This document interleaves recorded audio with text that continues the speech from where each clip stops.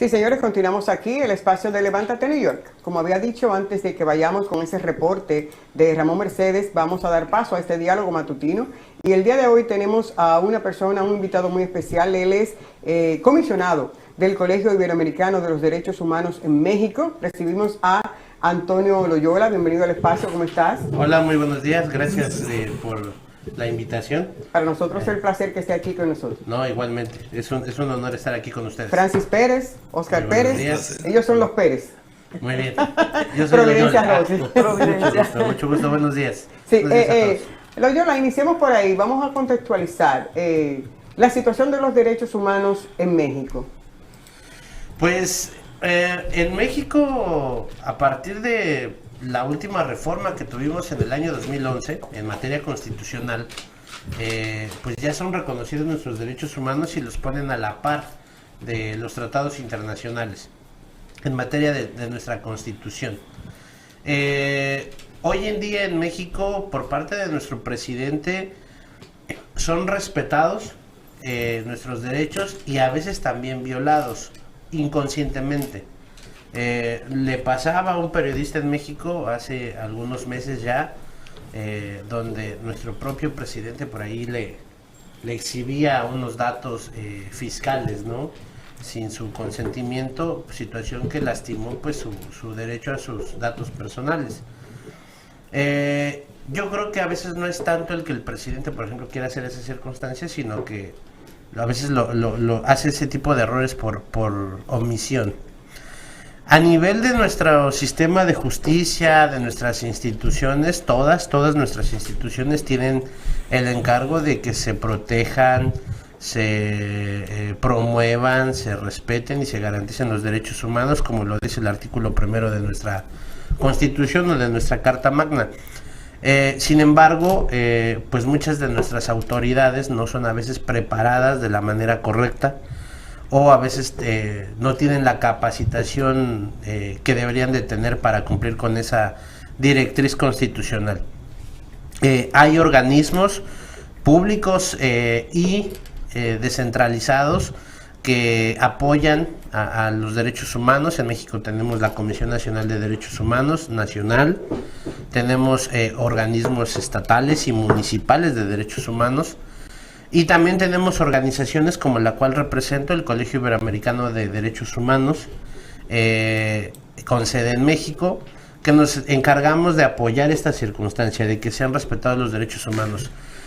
Y otra de las cosas que maneja nuestra Carta Magna, nuestra Constitución, es que independientemente de que no seas mexicano, con el simple hecho de pisar nuestra tierra, pues también te sean respetados tus derechos, ¿no?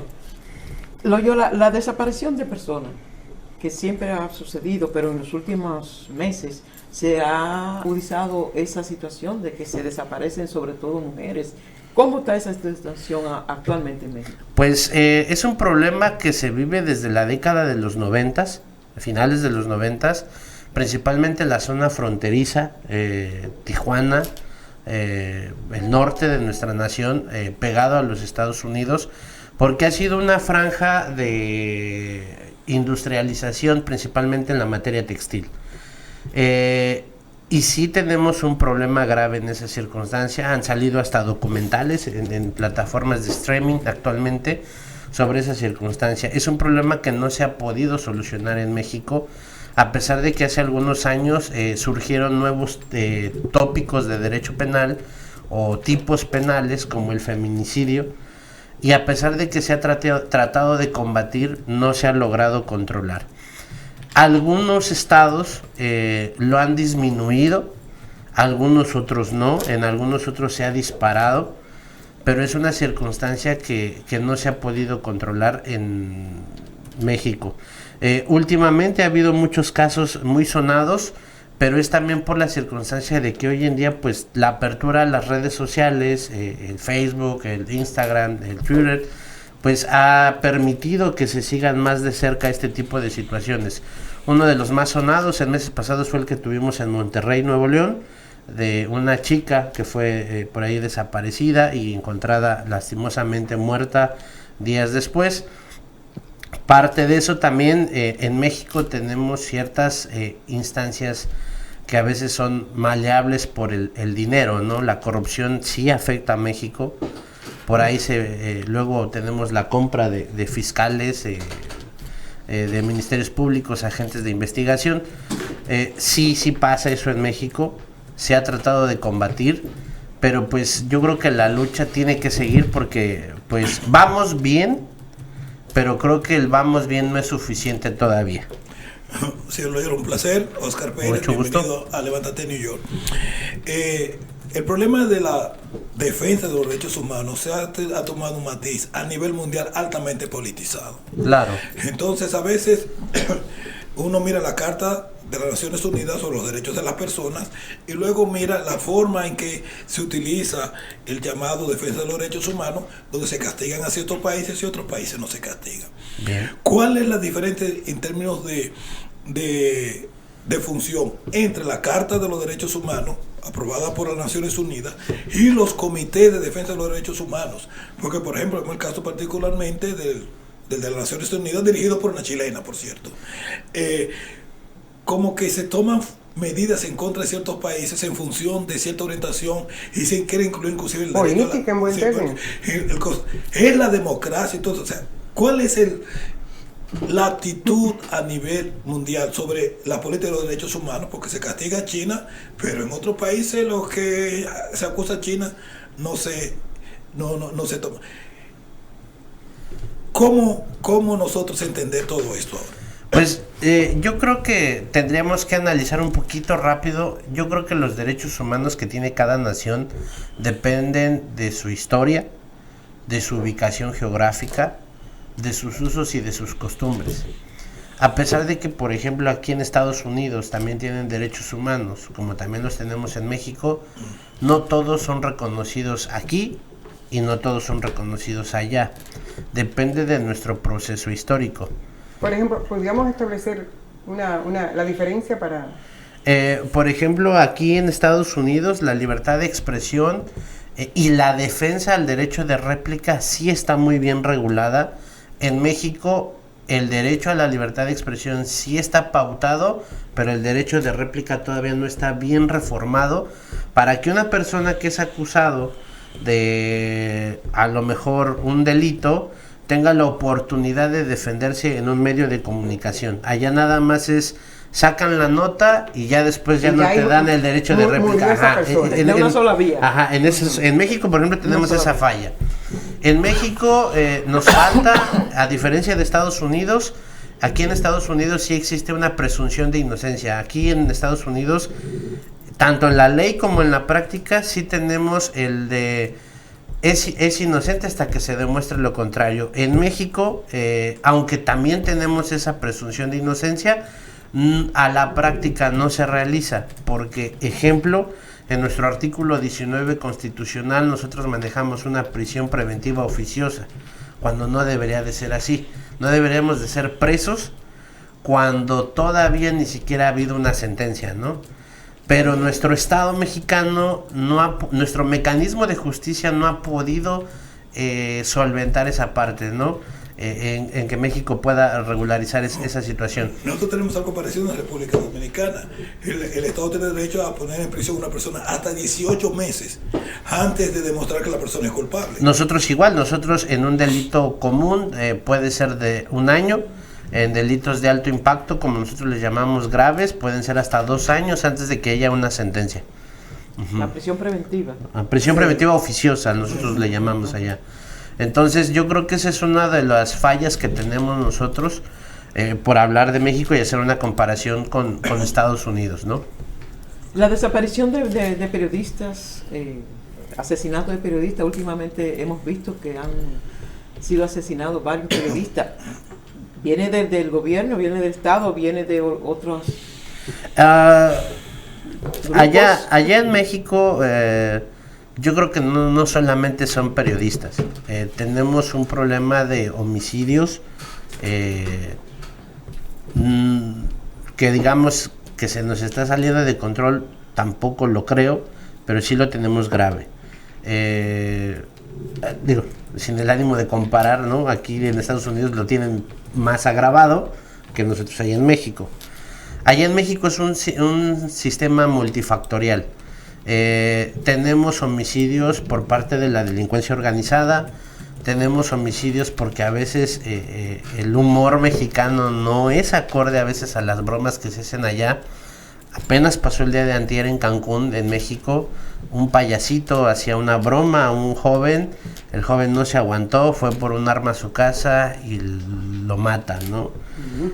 Allá tenemos ese problema, la intolerancia. La intolerancia, entonces, y específicamente en el caso de los periodistas, yo creo que es una situación multifactorial. La persecución de la verdad que se lleva en México a veces afecta intereses del narcotráfico, y esos intereses pues son los que hacen que a veces se asesinen a periodistas. La persecución de la verdad por parte de periodistas a veces afectan las esferas de poder de nuestros gobiernos locales, y son los que a veces yo creo que de manera indirecta cometen esa actitud. Y una de las circunstancias que México está viviendo en los últimos años pues es la ¿cómo le podríamos decir? La división ideológica que tenemos allá ahorita en nuestro último gobierno, ¿no? O estás con el gobierno que está actualmente o no estás con el gobierno que está actualmente. Y eso ha generado intolerancia por parte del gobierno hacia los periodistas. El periodista que allá es crítico hoy en día es tachado de estar en contra del poder. Y el que es objetivo, pues no le hacen caso. Y el que sirve con las notas hacia nuestro poder, pues es como aplaudido, ¿no? Entonces, yo creo que nuestra situación de los asesinatos de periodistas en México sí influye a muchos factores. No tenemos uno en específico. Pero ¿cómo valora, por ejemplo, el comisionado del Colegio Iberoamericano de los Derechos Humanos esta gestión de parte del presidente Manuel López Obrador? Y en términos, por ejemplo, de seguridad, ¿cómo lo ven ustedes? Yo quisiera también un México como el que quiere nuestro presidente. Creo que muchos de los caminos que él ha tomado no son los mejores. Yo creo que como autoridad, cuando eres un gobernante, tomas a veces decisiones buenas y a veces las tomas malas, porque a veces no sabes qué hacer. En materia de seguridad, la política de abrazos y no balazos que se dio en nuestro gobierno al principio, pues no está funcionando. Ahorita en el Senado de la República Mexicana, la semana pasada, se discutió que nuestras Fuerzas Armadas, nuestro Ejército Nacional, siga cumpliendo con funciones de policía, que constitucionalmente no debería de ser así, porque nuestros mandos policíacos deberían de ser civiles y no militares. Sin embargo, el problema de la inseguridad pues no se ha controlado, y por eso se metió esta ampliación de decreto presidencial para controlar esa circunstancia. Por lo tanto, la política de seguridad de nuestro presidente pues no está siendo 100% efectiva. Lo estoy escuchando, Francis Pérez, nombre. Muy bien. Francis Pérez. Pero me parece que más que una posición de defensa de los derechos humanos, usted tiene un enfoque político atrincherado, parece ser. O sea, que porque el enfoque que veo que plantea es un enfoque que parece ser como la mayoría de los organismos de derechos humanos que hay en América Latina y en gran parte del mundo, que solo ven lo malo de algunos gobiernos, fundamentalmente de una línea política, no así cuando se producen en otra línea, en la línea que realmente muchas veces paga esos organismos de derechos humanos. Ustedes se enmarcan dentro de esa línea de ver nada más lo negativo del gobierno de su país, cuando en realidad la mayoría de la población ha estado diciendo que ha sido uno de los mejores gobiernos en toda la historia de México. Porque usted no puede pensar que de la noche a la mañana el problema de inseguridad ciudadana en México, el problema del narcotráfico va a desaparecer. Va a arrasar con todo. Bueno, ese compromiso que tuvieron los partidos políticos históricamente ahí durante muchos años, 50, 60 años, fue que llevó a México a lo que está hoy. Bueno, yo no me considero actualmente alguien que esté bajo la línea política de nadie. Sí creo que los 70 años que gobernó nuestro partido del PRI allá en México afectaron a México, como bien lo dice usted. Eso en definitiva causó un grave problema que estamos viviendo hoy en día. Tenemos una consecuencia gravísima a partir de eso. No critico 100% al gobierno, simplemente creo que hay cosas buenas y cosas malas que ha hecho nuestro gobierno actual. Ha hecho cosas muy buenas, ejemplo, aumentar el salario mínimo, como nadie lo había aumentado en muchos años. Entonces yo, por ejemplo, eso se lo aplaudo a nuestro gobierno actual, ¿no? ¿Qué más? Ha hecho, ¿no? Ahorita está creando obras que nadie había creado en los últimos 30, 40 años y de manera rápida. Aunque algunas decisiones, por ejemplo, cancelaron otro proyecto de un aeropuerto que pues afectó también. ¿Ha hecho cosas buenas nuestro gobierno? Sí. Ha hecho cosas que no creo que sean las mejores. Y en la línea de materia de derechos humanos, vuelvo a lo mismo que mencionaba al inicio. Sí se reconocen, sí se respetan, aunque a veces se violan de manera inconsciente, ¿no?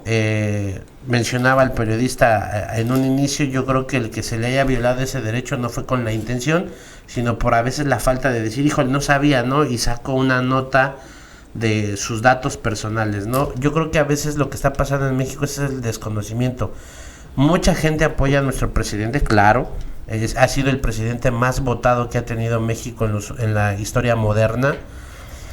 Y es cierto lo que usted decía, los problemas de inseguridad que tenemos no se van a solucionar en un día. El problema es que ya llevamos 4 años, ¿no? Nos faltan 2 y no se ha podido solucionar ni ha podido disminuir. Al contrario, ha ido en contra.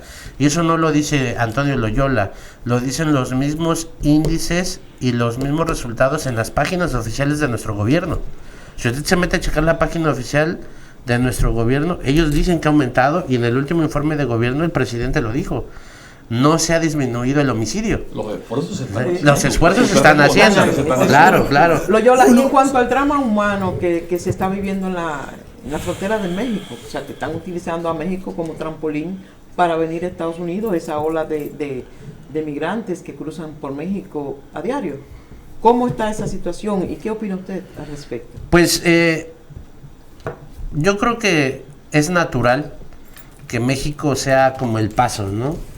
Nuestra ubicación geográfica nos pone en esa circunstancia, el paso de la droga, el paso de las personas que quieren llegar a Estados Unidos, pues a fuerza tienen que atravesar por México, si no es por mar o por avión. Las personas que vienen de Venezuela, que vienen de Guatemala, de Belice, de Chile, etcétera, y que quieren llegar a Estados Unidos, pues tienen que atravesar a fuerza por México. En nuestra frontera sur, que nosotros tenemos en México, que es Chiapas, Tabasco, etcétera, pues son entidades o estados que no tienen una franja de seguridad como la tiene Estados Unidos con México. Entonces es muy fácil atravesar, ¿no? Además de que es muy vulnerable, además de que es una zona de selva. Entonces, pues la gente, platicábamos ayer con unos amigos de aquí de Estados Unidos, mi socia que por ahí está en la sala esperando, platicaba que ella es de Chiapas, su familia es de allá, y la gente literalmente entra por la jungla, ¿no? Uh-huh. Entonces, es un paso. Las zonas fronterizas como Chiapas, etcétera, sí tienen una concentración muy grande de personas de Centroamérica, Centroamérica, y se están quedando ahí. Creo que no es justo, no es un modo de vivir adecuado, porque pues se les acaba el dinero, muchos de ellos son robados, asaltados, y empieza ahí el martirio, ¿no? De no hay que comer, no hay dónde dormir, etcétera. Y aunque hay organizaciones de derechos humanos que a veces cuentan con albergues, que apoyan con comida. La cantidad de personas que está llegando sobrepasa los esfuerzos que hacen las organizaciones públicas y privadas. Loyola, ¿cuál es la misión en ese sentido del comisionado del Colegio Iberoamericano y cuáles son los países que integran? El Colegio Iberoamericano de Derechos Humanos actualmente consta a México, tiene comisionados en Paraguay, en Panamá, en Colombia, en Ecuador, y ahorita estamos ya negociando para que haya una sede aquí en Estados Unidos. En el área específica en la que me toca a mí dentro del colegio es el área jurídica. Entonces, pues en mi actuar de la comisión del Colegio Iberoamericano de Derechos Humanos, pues es así como apoyar a las personas que a veces llegan a México y solicitan a lo mejor que se les ayude con un asilo, se les facilite algún formato para pedir alguna circunstancia en México, apoyarlos a veces con un escrito, porque a veces pues los procesos de comunicación nos cuestan trabajo, ¿no? Como los mexicanos que llegamos aquí ahorita a unos eventos, pues nos cuesta trabajo a veces desplazarnos, el entender algunas cuestiones del lenguaje, etcétera. Lo mismo están viviendo ellos abajo. Y esa es la parte que a nosotros nos toca desde el área jurídica de la Comisión de Derechos Humanos que tenemos allá. Perdón. Ok. Una de las cosas, sumándome en cierta forma a una de las críticas a nivel mundial, es cómo se determinan los énfasis en cuáles derechos humanos debe un país proteger. Porque la impresión que uno tiene hoy día es que las comisiones de derechos humanos en todas partes internacionales, especialmente, defienden más el derecho de cierta expresión política que lo que es, por ejemplo, el derecho a la vida, que es el número uno de los derechos humanos. Entonces, también vemos que con más frecuencia se toma en cuenta violaciones de derechos humanos en ciertas partes más que en otros países. Por ejemplo, está el caso particularmente de Colombia, el caso particularmente de Venezuela. En Colombia mataban a un periodista o un activista social diario. Y no salía en ningún sitio y uno no veía a nadie criticando. Mientras que si en Venezuela a alguien le pasaban por el lado un carro, pues salen todos los periódicos del mundo. ¿Cómo se hacen los énfasis y cuál es la... en lo que más se concentran el cosa? Porque, por ejemplo, nadie habla de las consecuencias, de las causas de las migraciones, pero todo el mundo habla de los derechos de los inmigrantes. Pero nadie habla de las causas de las migraciones. ¿Cómo se establece a partir de su organización cuáles son los temas más importantes sobre los cuales se tiene que hacer más énfasis? ¿En las causas o en sus manifestaciones? Pues, por ejemplo, uno de los objetivos que tiene el Colegio Iberoamericano es defender la vida, la libertad de expresión, y nosotros creemos que la educación es uno de los derechos fundamentales que deberían de tener todas las naciones. Y me refiero específicamente a que nuestros presupuestos de las naciones deberían de ser mucho más grandes, económicamente hablando, en los énfasis educativos. Pero usted reconoce que la libertad de expresión no está dentro de los derechos fundamentales de la Carta de las Naciones Unidas. Correcto, pero deberían de estar, porque yo creo que el quehacer periodístico es una situación súper importante, y usted lo mencionaba. Hoy, ¿cuál es uno de los parteaguas para que conozcamos lo que en verdad pasa? El que salgamos y lo mencionemos, pero que se mencione con responsabilidad. Sí, pero ustedes nunca critican el hecho de los monopolios periodísticos en Latinoamérica. O sea todo, el caso de México, por ejemplo. El caso de México, el caso de Argentina, el caso de Ecuador. Con la llegada de López Obrador se ha un poquito desestructurado el derecho a la información. El derecho a la información debería ser un elemento básico. Por ejemplo, en México, exactamente como lo mencionan, y creo que ese es uno de los aciertos que ha tenido el gobierno, es que se ha desarticulado algunos monopolios. Por ejemplo, antes nada más teníamos 3 periódicos de mayor circulación y que eran subsidiados por el Estado desde todos los niveles. Y por ejemplo, algunas televisoras que teníamos en México, pues literalmente eran las que controlaban toda la información. Hoy en día han salido nuevas plataformas de comunicación, vía Facebook, vía YouTube, vía Instagram, que están dando noticias que antes no se daban en México. Eso sí es cierto, ¿no? Lamentablemente, y era lo que comentaba, creo que también tenemos que profesionalizar esas nuevas plataformas. ¿Por qué? Porque muchos de los periodistas que están naciendo en estas plataformas nuevas como Facebook, Instagram, a veces no tienen las precauciones necesarias para a veces dar una nota. Ejemplo, sacan la foto del cadáver cuando por respeto no debería de ser, ¿no? Dan el nombre completo de la persona que fue víctima de una violación, ¿no? O de un abuso sexual. O la dirección. O la dirección. Entonces, yo creo que eso es lo que hoy en día sí deberíamos de empezar a profesionalizar de esa parte, porque eso sí está pasando en México. Entendemos que el quehacer periodístico es súper importante, pero muchas de esas situaciones se están viviendo. ¿Por qué? Porque no tenemos esa preparación periodística. ¿No piensa usted que el mismo hecho de que López Obrador, con su llegada al poder, haya logrado crear la Guardia Nacional, ¿verdad? Y crear también la Secretaría de Protección al Ciudadano, en un país que de cada 4 mexicanos, de cada 10 mexicanos hay 4 pobres, y la delincuencia increciendo? ¿Usted no cree que eso es una valoración que hay que darle positiva a ese mismo hecho? Nada más con solamente crear esto y poner a disposición para erradicar lo que es la delincuencia en México, eso es positivo, y que los derechos de ustedes como organización deberían realmente valorar eso en su justa dimensión. Sí, es cierto, fue jurídicamente un acierto crear la Guardia Nacional.